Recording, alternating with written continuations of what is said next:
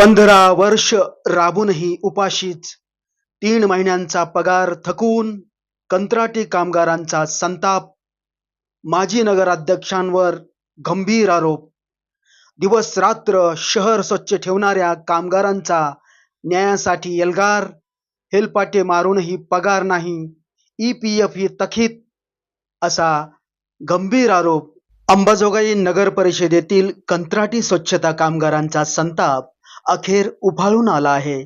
तब्बल 3 महिन्यापासून वेतन थकीत असल्याने कामगारांवर उपासमारीची वेळ आल्याचा गंभीर आरोप त्यांनी निवेदनाद्वारे केला आहे. एवढेच नव्हे तर थकीत EPF पगारासाठी हेलपाटे, अपमानास्पद वागणूक आणि वर्षानुवर्ष होत असलेले शोषण या विरोधात कामगारांनी तीव्र नाराजी व्यक्त केली आहे. कामगाराच्या म्हणण्यानुसार शहरातील गटारे, कचरा, मृत जनावरे उचलणे, नाले सफाई, रस्ते स्वच्छता अशी जीव धोक्यात घालून सेवा देऊनही त्यांना वेळेवर वेतन मिळत नाही. शाळा सुरू झाल्याने मुलांच्या शिक्षणाचा खर्च, घर खर्च आणि दैनंदिन गरजा भागवणेही कठीण झाले असल्याचे त्यांनी निवेदनात नमूद केले आहे. कामगारांनी माजी नगराध्यक्षांवर गंभीर आरोप करत त्यांच्या कार्यकाळातही पगार व EPF बाबत अन्याय झाल्याचा दावा केला आहे. पगार मागण्यासाठी गेल्यावर अपमानास्पद भाषा वापरणे, चला बाहेर असे म्हणत हाकलून लावणे तसेच हीन दर्जाची वागणूक दिल्याचा आरोपही अर्जात करण्यात आला आहे. कामगारांचे म्हणणे आहे की गेल्या 15 वर्षापासून सातत्याने शोषण सहन करत असून आता न्याय मिळावा म्हणून त्यांनी नगरपरिषद प्रशासनासह संबंधित वरिष्ठ अधिकाऱ्यांकडे धाव घेतली आहे.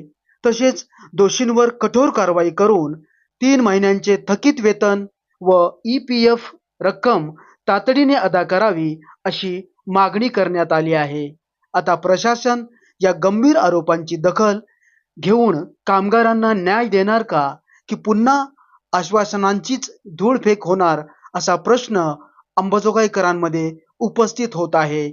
कामगारांनी प्रशासनाला अखेरचा इशारा दिला असून येत्या काही दिवसात थकीत वेतन व EPF रक्कम अदा न झाल्यास शहरातील सर्व कामगार एकत्र येऊन काम बंद आंदोलन छेडणार असल्याचे त्यांनी स्पष्ट केले आहे. तसेच माजी नगराध्यक्ष आणि नवनिर्वाचित उपनगराध्यक्ष जिथे दिसतील तेथे जोडो मारो आंदोलन करण्याचा इशाराही निवेदनातून देण्यात आला आहे. त्यामुळे अंबाजोगाईच्या राजकीय वर्तुळात मोठी खळबळ उडाली असून प्रशासन या इशाऱ्याची कितपत गांभीर्याने दखल घेते याकडे सर्वांचेच लक्ष लागले आहे. पोटासाठी राबणाऱ्या कामगारांच्या सहनशीलतेचा अंत झाला आहे. आता वेतन द्या, अन्यथा रस्त्यावर उतरून थेट संघर्ष करू, असा आक्रमक इशारा कामगारांनी दिला आहे.